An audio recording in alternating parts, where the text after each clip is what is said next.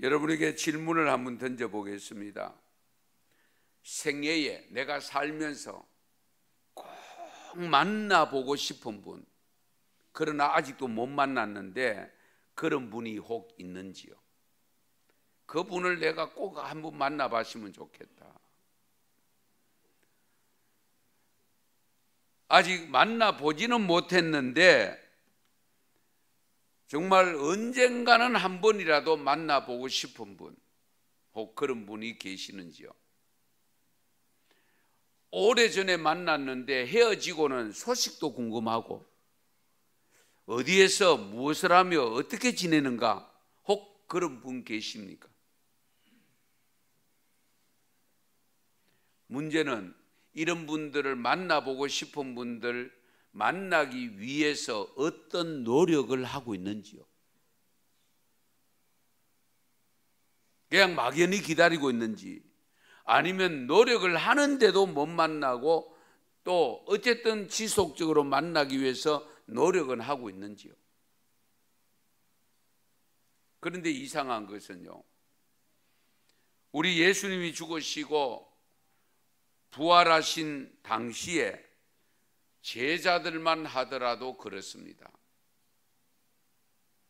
예수님이 그렇게도 죽었다가 내가 사흘 만에 다시 살아나서 너희들보다도 먼저 갈릴리에 가가 있으리라고 말씀을 했음에도 불구하고, 그 말씀을 들었음에도 불구하고 제자들 11명의 제자들, 가룟 유다는 이미 배신을 했기 때문에 11명의 제자들 중에서 한 사람도 그 예수님의 말을 곧이곧대로 듣고 갈릴리로 간 사람도 없고 무덤에 와본 사람도 없어요. 안타까운 것은 그렇게 내가 사흘 만에 다시 살아나서 절기에 가던 갈릴리로 가서 너희들보다 먼저 가 있을 것이라고 그렇게 말씀했으면 여러분 한번 생각해 보세요. 진짜 살았는지 사흘 만에 무덤에라도 가봐야 안 되겠어요? 갈릴리는 좀 더 멀어서 못 간다 할지라도. 그런데 전혀 생각지도 않는 여인 몇 사람이 무덤에 갔어요. 그것도 향품을 준비해서 냄새나는 시신에 발라드릴 향유까지 준비해서 갔습니다. 물론 예수님이 이런 현실을 예상하고 제자들에게 일러주신 말씀이 마가복음 14장 27절에서 28절에 이렇게 말씀합니다. 예수께서 제자들에게 이르시되 너희가 다 나를 버리리라. 너희가 다 나를 버리리라. 이는 기록된 바 내가 목자를 치리니 양들이 흩어지리라 하였음이니라. 그러나 내가 살아난 후에 너희보다 먼저 갈릴리로 가리라. 아멘. 양을 치는 목동을 쳐버리면 양들이 흩어질 수밖에 없죠. 마치 그것과 마찬가지로 너희가 나를 따라 3년 동안 따라다녔지만은 이 바리새인들이 이들이 나를 치면 너희들은 다 흩어진다. 그러나 나는 3일 만에 살아나서 너희들보다 먼저 갈릴리로 가리라. 예수님이 직접 말씀하셨습니다. 그러면 이 부활하신 예수님을 도대체 만난 사람들은 어떤 사람들인가? 그걸 제대로 알아야 나도 만날 수 있지 않겠습니까? 안 만나고 싶습니까? 아멘 좀 하이소. 네. 그렇잖아요. 부활하신 예수님을 어떤 분이 만났는지를 그들을 알면 어떤 모습으로 살았기에 그들이 만났으며, 그러면 우리도 나도 어떻게 해야 부활의 주님을 만날 수 있을 것인가? 알 수 있지 않겠습니까? 부활의 예수님을 첫 번째로 만난 사람은 막달라 마리아입니다. 막달라 마리아.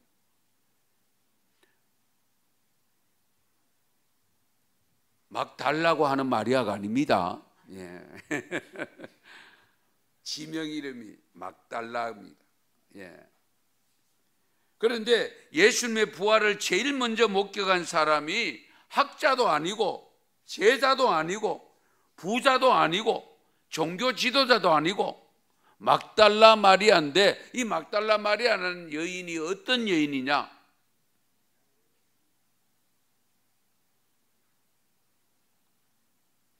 일곱 귀신에 지배당하다가 예수님으로부터 고침받았고, 그 고침받은 막달라 마리아가 제일 먼저 부활의 주님을 만났다는 사실입니다. 사람이 이치적으로 생각하면 이해가 좀 안 되는 부분 아니겠습니까? 그렇게 3년 동안 데리고 다니며 훈련시키던 제자들은 못 만나고, 일곱 귀신이 들렸던 사람이 예수님의 고침으로 받았던 그 여인이 제일 먼저 부활한 예수님을 만났다는 사실. 학식이 많고 지위가 높고 신분이 높고 뭐 그런 사람이 부활의 주님을 만난 게 아니에요. 세상에서 창녀같이 버림받은 자, 고난당하는 자, 파산당한 자, 슬픔에 잠긴 자, 이런 분들이 예수님의 부활을 먼저 만날 수 있다는 우리에게 비전을 주신 거예요. 예. 한 가지 중요한 사실이 뭐냐면, 막달라 마리아는요, 자기가 귀신이 예수님을 통해서 고침받았잖아요. 그 은혜를 잊지 않은 사람입니다. 은혜를 잊지 않은 사람. 예. 예수님이 시몬의 집에 갔을 때 이 향유를 가지고 와서 예수님의 발에다가 붓고 머리털로 닦았던 여인이 바로 막달라 마리아라는 사실입니다. 우리가 그랬잖아요. 일상생활 속에서도 은혜를 받았으면 은혜 갚을 줄 알아야 된다, 이런 말들을 하잖아요. 그렇죠? 그런데 은혜를 갚지 않는 분들도 많이 있잖아요. 은혜를 잘 갚는 분들도 볼 수 있는데, 특별히 우리가 하나님을 믿고 하나님으로부터 은혜를 받았으면 그 은혜 갚는 삶을 사는 사람이 부활의 주님을 만날 수 있다는 거예요. 오늘 본문 1절 보세요. 안식 후 첫날 새벽에 이 여자들이 그 준비한 향품을 가지고 무덤에 가서, 안식 후 첫날이 오늘 주일입니다. 아시겠어요? 예. 그 새벽에 이 여자들이 준비한 향품을 가지고 갔다고 했는데, 이 여자들은 도대체 어떤 사람들이냐? 어떤 여자들이냐? 누구를 가리키느냐? 바로 앞에 누가복음 23장 55절에서 56절이 있는데요. 같이 읽겠습니다. 갈릴리에서 예수와 함께 온 여자들이 뒤를 따라 그 무덤과 그의 시체를 어디에 두었는지를 보고 돌아가 향품과 향유를 준비하더라. 아멘. 예수님이 십자가에 못 박혀서 이제 죽으시고 난 다음에 무덤에 들어갈 때에 이 무덤을, 어떤 무덤인가를 이 여자들이 뒤를 따라와서 시체를 어디에 두었는지 그걸 확인했다는 거예요. 그리고는 자기 집으로 돌아가서 향유를 준비했다는 거예요. 팔레스틴은 온도가 높기 때문에 시신이 금방 부패합니다. 그 부패된 시신에게 향유를 발라 드리려고 향유를 준비했다. 오늘 본문 10절을 보시면 이 여자들이 누군가에 대해서 구체적으로 일러주고 있습니다. 10절 같이 읽습니다. 이 여자들은 막달라 마리아와 요한나와 야고보의 모친 마리아라, 또 그들과 함께 한 다른 여자들도 이것을 사도들에게 알리니라. 아멘. 이 여자들은 하고 제일 먼저 언급되는 것이 누굽니까? 막달라 마리아.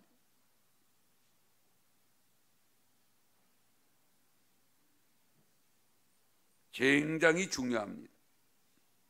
여기서 막달라 마리아가 제일 먼저 언급되고 있는데 제자들은 두려워서 벌벌 떨고 있는데 이 여인들은 여전히 예수님의 죽으심을 아쉬워하면서 마지막까지 장사 지내는 무덤 속에 넣는데 그 무덤까지 확인해 놓고 그리고 집에 돌아와서 그동안 몇 방울씩 조금씩 일하고 얻은 향유, 고급 향유를 모아놓았던 그거를 가지고 예수님의 시신에 바르려고 준비했다는 거예요.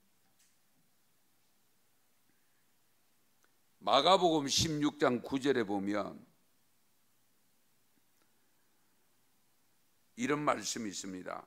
예수께서 안식 후 첫날 이른 아침에 살아나신 후 전에 7 귀신을 쫓아내어 주신 막달라 마리아에게 먼저 보이시니. 할렐루야. 구체적으로 기록하고 있습니다. 예수님이 부활하신 후에 7 귀신을 쫓아내어 주신 그 막달라 마리아에게 먼저 보여주셨다고 했습니다.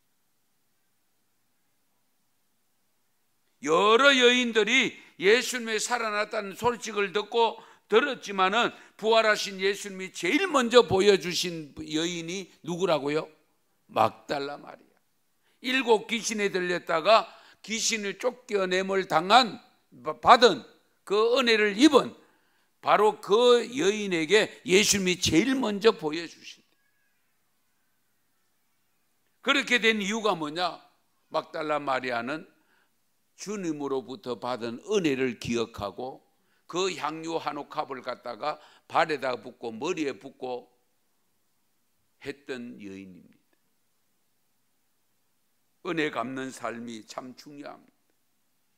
저와 여러분은 이미 구속의 은혜를 입었고 오늘 처음으로 오신 분들은 아직 이 은혜를 제대로 못 느낄 수 있습니다만은 어쨌든 우리가 먼저 구원받은 은혜를 입은 우리가 하나님 앞에 늘 은혜의 삶을 갚는 삶을 살아야 됩니다. 그 갚는 삶을 살 때에 부활의 주님은 수시로 나에게 찾아오셔서 만나 주시는 주님을 만나는 기쁨을 얻기를 바랍니다. 그런 기쁨을 얻을 때에 용기도 생기고 그 다음에 우리가 더 큰 능력을 받아서 더 큰 은혜를 입고 더 큰 은혜를 갚게 되는 역사가 있겠죠. 그런데 놀랍게도요, 주님의 시신이 보이지 않고 광채가 나는 2 천사가 나타납니다. 5절 말씀에 보면 어찌하여 살아있는 자를 죽은 자 가운데서 찾느냐? 예수님은 여기 계시지 않고 살아나셨다. 이 일러주시는 말씀을 듣고 이 여인이 사도에게 알리러 갑니다. 제자들에게 알리러 갑니다.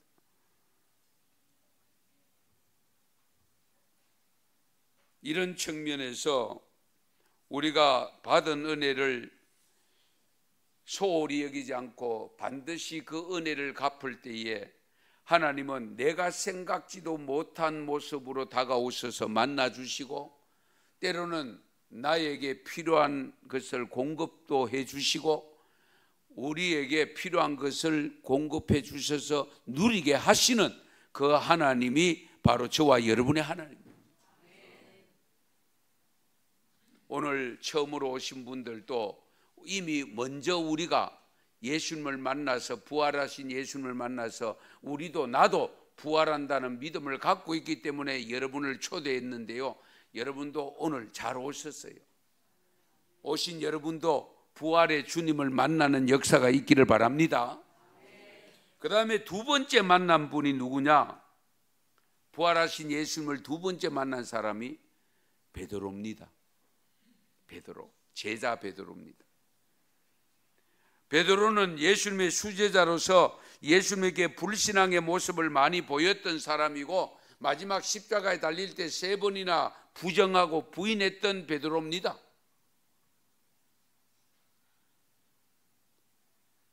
이렇게 비겁한 자가 2번째로 부활의 주님을 만난 것은 엄청난 은혜 아닙니까? 그렇죠?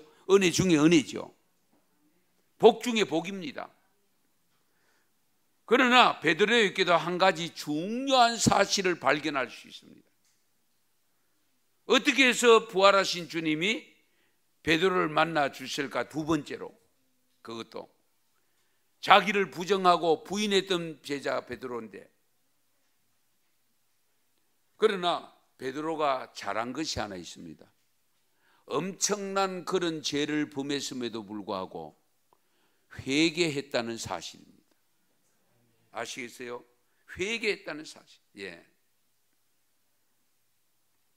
또 한 가지는, 중요한 사실은 뭐냐면은, 당시 여인들이 빈 무덤을 발견하고 사도들이 모인 곳에 왔잖아요. 그렇죠? 보고를 했잖아요. 여인들이 예수님이 시신이 없었다, 무덤이 빈 무덤이더라, 그리고 천사도 만났다, 살아났었다 하더라. 여러분, 이 소리를 들으면 제자들이 어떻게 처신해야 됩니까? 오늘 본문 11절을 보시면 사도들은 그들의 말이 허탄한 듯이 들려 믿지 아니하니. 있을 수 있는 일입니까? 예수님이 그토록 돌아가시기 전에 너희들보다 먼저 살아나서 갈릴리로 가 있을 것이라고까지 말씀을 드렸는데, 예. 그러면 이 여인들이 먼저 가서 발견하고 정보를 일러줬으면 자기들이 문을 걸어 잠궈놓고 있다가도 어쨌든 문을 떨치고 나가서 무덤으로 가든지 어디에 갈릴리로 가든지 가야 될 거 아닙니까? 그런데 이들이 11절은 뭡니까? 사도들은 그들의 말이 허탄한 듯이 들려 믿지 아니하나. 저 순 거짓말 같다, 꾸며낸 이야기 같다. 예? 우리 속된 말로 저 또 구라치고 있네, 이런 식으로 대꾸를 했다는 거예요.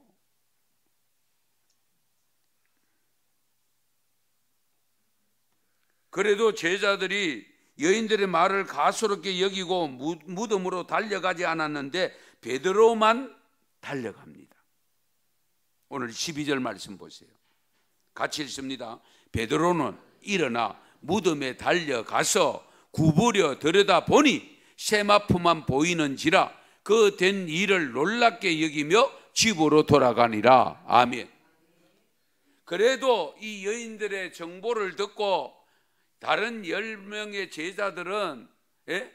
그거 아주 말을, 그 여인들의 말을 무시해버리고 전혀 행동을 옮기지 않습니다.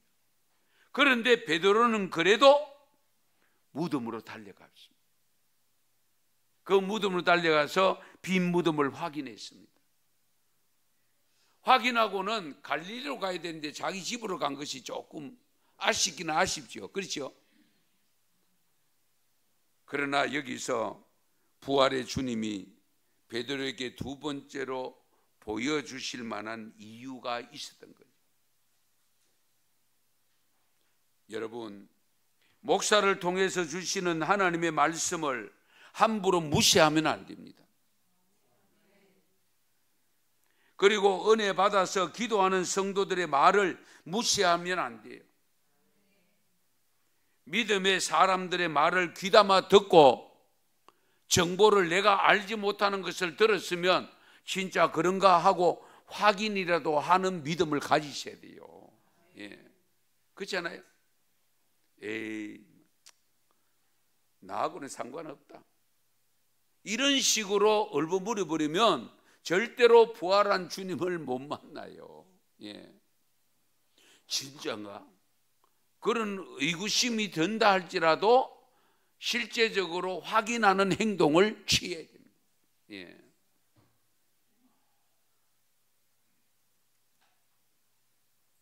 그래서 내가 은혜 받는 것도 중요한데요, 은사를 받는 것도 중요한데 은사 받은 분들의 모습을 보는 것도 중요합니다. 아시겠어요? 왜? 내가 직접적으로 확인은 안 되지만은 간접적으로 남들이 은사를 받고 은혜를 받는 모습을 보면 인정을 하게 되잖아요. 예. 진짜 주님 계신다, 진짜 성령님 계신다, 이거 확인이 되잖아요. 예. 예수님이 다시 사셨다고 외치는 소리를 외면하지 아니하고 어쨌든 무덤으로 달려갔던 베드로는 그래도 부활의 주님을 만난 거예요. 예. 성도 여러분들도 베드로처럼 믿음의 사람들이 아니면 이 목사를 통해서 들려주시는 말씀을 소홀히 여기지 말고 확인하려고 달려나가는 신앙을 가지셔서 부활의 주님을 만나는 기쁨을 얻기를 바랍니다. 그런 엄청난 은혜와 복을 받기를 바랍니다. 오늘 새로 오신 분들도 오늘 저의 설교를 들으시면서 아, 나도 부활의 예수님을 한번 만나봐야 되겠다, 이런 마음을 가지고 찾아 나오시면 반드시 하나님은, 주님은 만나 주실 줄 믿으시기 바랍니다. 부활의 주님을 세 번째 만난 사람이 누구냐? 엠마오로 가는 두 제자입니다. 엠마오로 가는 두 제자. 예루살렘에서 25리길이나 된다고 오늘 본문에 일러주고 있습니다. 25리길이나 되는 고향 엠마오로 가던 두 제자가 길을 가던 중에 부활의 주님을 만납니다. 만나서 대화를 하면서 갑니다. 가는데 두 제자가 이 대화하고 있는 이분이 예수님인 줄, 부활한 예수님인 줄 미처 모릅니다. 그 내용이 오늘 본문 13절에서 35절까지 내용입니다. 장황한 대화를 나눕니다. 예. 이 부활을 준비를 만난 사람들, 부활의 주님을 먼저 만나 주셨던 사람들의 공통점이 뭐냐? 회개한 사람들이라는 것을 잊어서는 안 됩니다. 그리고 은혜를 갚는 삶을 살았던 분들입니다. 회개하지 않는 가룟 유다는 스스로 목숨을 끊고 영벌에 처하고 말았습니다. 그러나 회개한 막달라 마리아, 베드로는 부활의 주님을 만났잖아요. 엠마로 가던 두 제자도 부활의 주님이 먼저 찾아왔는데 미처 깨닫지 못하고 가다가 이제 해가 기울어지면서 하룻밤 유숙하고 가야 되겠는데, 그래서 머무는 집으로 갈 때에 예수님은 가려고 합니다. 그런데 억지로 들어가서 지금 날이 저무는데 못 갑니다 하고 들어와서 있는데, 오늘 말씀 16절에 보면요, 그들의 눈이 가려져서 볼 수 없었다고 했습니다. 부활하신 예수님이 곁에 와서 대화하면서까지 가는데 몰라본 이유가 뭐냐? 그들의 눈이 가려져서 못 봤대요. 부활하신 예수님이 너무 화려하게 변형이 되어져서 못 봤다가 아닙니다. 그들의 눈이 가려져서 못 봤대요. 이 점을 우리가 깊이 헤아리셔야 됩니다. 아무리 부활한 주님이 나타나시고 능력의 주님이 나타나셔도 내 눈이 가리면 볼 수 없어요. 만날 수 없어요. 내 눈이 떠여져야 됩니다. 그런데 이들이 어떻게 됩니까? 예수님이 그 유숙하러 들어갔던 그 집에 가서 유월절 만찬석에서 있었던 모습을 또 계속 그 모습을 보여줍니다. 떡을 가지고 축사를 합니다. 축사는 그 순간에 이들이 어떤 생각? 아하, 예수님이구나. 그 생각을 하는 순간에 부활한 예수님이 사라지고 없습니다. 그게 오늘 내용이잖아요. 이해가 되십니까? 부활하신 주님은 무소부재하신 하나님일 뿐만 아니고 시공을 초월하신 주님이십니다. 그러다 보니까 같이 와서 대화까지 하고 다 했는데도 불구하고 몰라봤는데 이제 떡을 축사하시고 주시는 것을 받은 순간에, 그들이 눈이 열리는 순간에 예수님은 사라지고 없는 거예요. 이 점을 우리가 깊이 헤아리셔야 됩니다. 그래서 우리는 조심해야 됩니다. 우리의 잘못된 생각이 고정되면요, 비전을 볼 수 없다는 사실입니다. 지나치게 현실적인 것에 고정되면 영적인 것을 깨달을 수가 없습니다. 영적인 것을 깨달을 수 없어요. 그런데 예수님이 두 제자에게 무슨 이야기를 하고 있느냐라고 물었을 때에 글로바라고 하는 이름을 가진 제자가 예수님에게 이렇게 말합니다. 당신이 예루살렘에 체류하면서 요즘 거기서 예루살렘에서 된 일을 혼자만 알지 못하느냐. 18절에 보면 예수님에 관한 이야기를 알지 못하느냐, 그 말이거든요. 그게 무슨 일이냐 예수님이 다시 되묻습니다. 이때 두 제자가 나사렛 예수의 일이니 그는 하나님과 모든 백성 앞에서 말과 일에 능하신 선지자이거늘 우리 대제사장들과 관리들이 사형 판결에 넘겨주어 십자가에 못 박았다. 그런데 이 두 제자가 부활의 주님을 만날 수 있는 결정적 계기가 된 것이 두 가지가 언급되는데, 첫째는 바로 이들이 예수님에 대한 분명한 고백입니다. 21절 보세요. 21절. 우리는 이 사람이 이스라엘을 속량할 자라고 바라노라. 아멘. 지금 부활하신 주님을 바로 알아보지는 못했다 할지라도 예수님이 누구신가는 정확하게 알고 있었다. 이 사람이 이스라엘을 속량할 자라고 우리는 바랐다.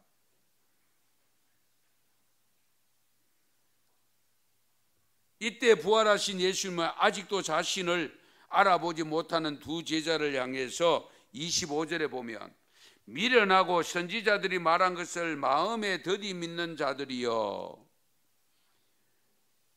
좀 미련하다, 더디 믿는다라고 지적을 받습니다. 좀 더디 믿더라도 믿기만 하면 되잖아요, 그렇죠? 좀 더디 믿더라도 믿기만 하면, 어릴 때 가야 되는데, 친구가 가자 할 때 가야 되는데 아직도 못 갔다. 지금 안 늦습니다. 지금 오늘부터라도 믿으면 됩니다. 오늘부터라도 믿으면 돼요. 예. 굉장히 중요한 거예요. 더디 믿더라도 믿기만 하면 돼요. 그러면 부활의 주님을 만나요. 예. 더디 믿는 자들에게 책망받잖아요.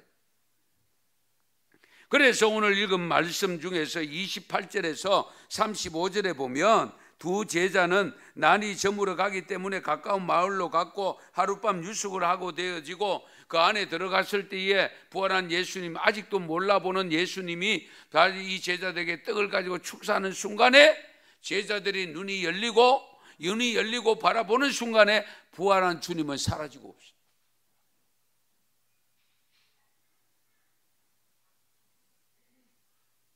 부활하신 주님께서 그 이후에는 500여 사람들에게도 나타나서 보여주셨다라고 성경이 기록합니다. 그러면 오늘 부활한 주님을 만난 세 부류, 막달라 마리아, 베드로, 엠마오로 가는 두 제자, 공통점이 뭐냐? 공통점은 회개한 사람들입니다. 이 점을 그동안 믿지 못했고 믿다가 잘못된 죄를 범하고 이것을 회개할 때에 부활한 주님을 만날 수 있습니다. 회개할 때. 예. 이 점을 항상 염두에 두셔야 됩니다. 이렇게 부활의 주님을 만난 자들이 후에 행한 행동의 공통점이 뭐냐? 그 부활한 주님을 만난 그 사실을 다른 사람들에게 전달했다는 사실, 알렸다는 사실, 이 점을 우리가 깊이 해야 됩니다. 막달라 마리아가 빈 무덤 발견하고 천사들 대화하고 난 다음에 곧바로 달려간 곳이 어디입니까? 사도들이 모여 있는 곳이잖아요, 그렇죠? 그곳에 가서 전했습니다. 베드로도 그 사실을 알리고 두 제자도 되돌아가서 알립니다. 성도 여러분, 예수님이 부활하심을 확실히 믿습니까? 그 부활하신 주님의 영이 내 안에 들어와 계심으로 나도 예수님 오실 때 부활함을 믿습니까? 육신은 흙으로 돌아가지만 영은 살아있기 때문에 우리도 부활합니다.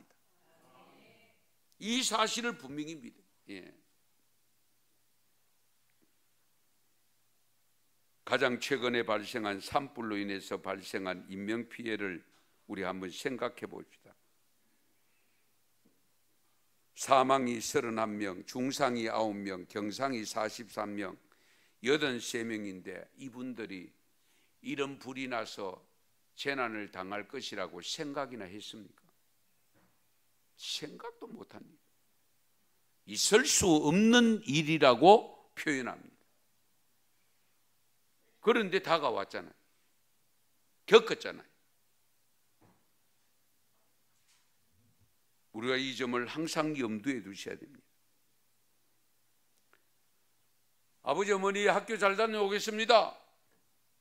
그리고 인사하고 나갔고, 아버지 어머니 수학여행 잘 다녀오겠습니다 하고 세월호 배 타고 가던 단원고 학생들이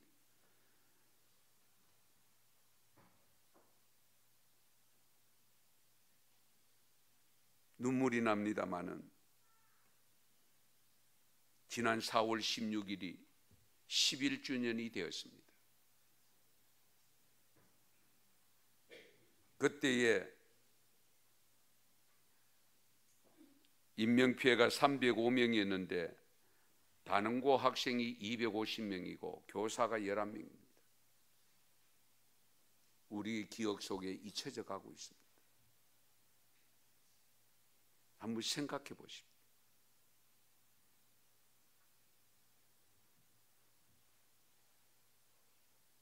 이런 희생을 보면서 우리가 어떤 교훈을 받습니까?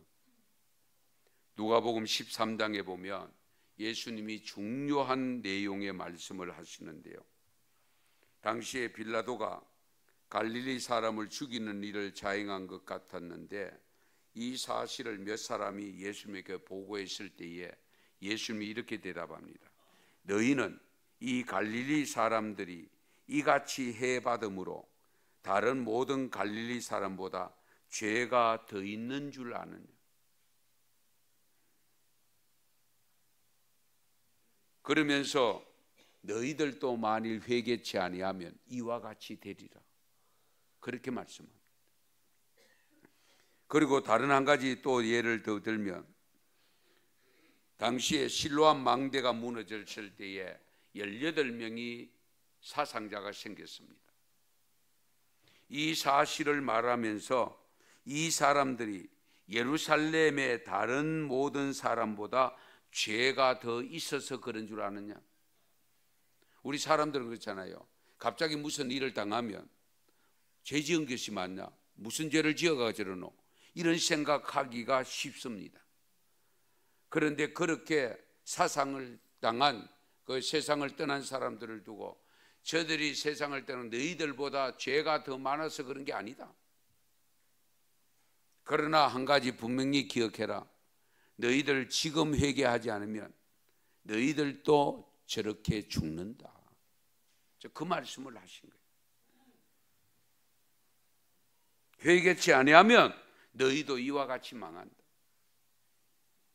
여기서 우리는 부활의 주님을 만나기 위해서 반드시 회개할 것을 찾아내야 됩니다. 회개하지 않으면 부활의 주님을 만날 수도 없고 망하게 될 수밖에 없다는 사실. 저는 그 세월호 사건이 일어났을 때에 믿음의 학생들이 얼마나 될까 그 생각을 가진 적이 있습니다. 그들은 하나님 나라 천국 가서 지금 울고 있는 부모님을 보고 친구들을 보고 있으면서 뭐라고 말할까 그런 생각을 했습니다. 왜? 자기들은 더 좋은 곳에 가 있는데. 그런데 아들 잃었다고, 딸 잃었다고, 어린 딸, 학생의 아들 잃었다고 부모들은 대성방곡을 하고 기절하여 넘어가는 분도 있고, 그런데 그들은 천국에서 그 모습을 보고 있으면서 하나님께 뭐라고 말했을까? 엄마, 아빠, 나 지금 예수님 만났어요. 하나님 만났어요. 걱정하지 마세요. 그러지 않겠어요? 엄마, 아빠도 신앙생활 잘하세요. 나는 지금 천국에 와 있어요. 주님 곁에 있어요. 그러지 않겠어요? 여러분 그때에 혹 기억하고 있을지 몰라도 저는 스크랩 해놓은 것이 있어서 그 내용을 보는데요. 그 학생 중에 김정민이라는 학생이 있었는데, 그 김정민 아버지가 장로님이셨어요.